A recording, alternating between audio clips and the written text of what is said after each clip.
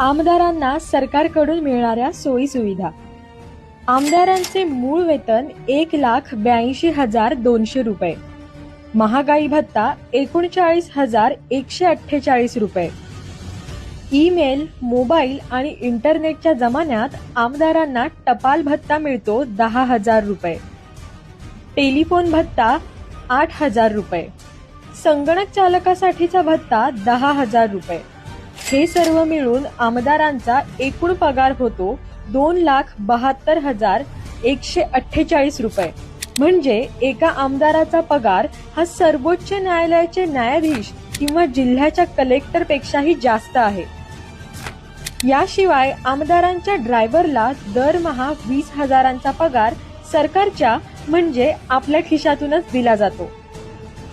आमदारांच्या स्वीय सहाय्यकाला दरमहा 30,000 पगारही आपलं सरकारच देतं.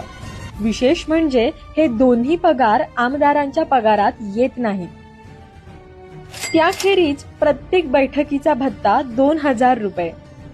आमदार निधीतून एक लॅपटॉप, एक कम्प्युटर आणि एक लेझर प्रिंटर मोफत. आयुष्यभर एसटी प्रवास मोफत. ठराविक रेल्वे प्रवासही मोफत. राज्यांतर्गत 32 वेळा विमान प्रवास मोफत, तर राज्याबाहेर 8 वेळा विमान प्रवास मोफत. महाराष्ट्राबाहेर प्रवास करायचा असेल तर 30,000 किलोमीटरचा प्रवास खर्च सरकार देतं. जर आमदाराने गाडी खरेदी केली तर त्यावरचं व्याजही सरकार भरतं.